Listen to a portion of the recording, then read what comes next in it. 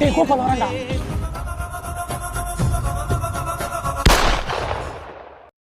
அடிக்க தேவையான பெல்ட், செருப்பு, தொடப்பம், கரண்டி இந்த மாதிரி எல்லா எக்யூப்மெண்ட்டுமே ஒழிச்சு வச்சிட்டேன்.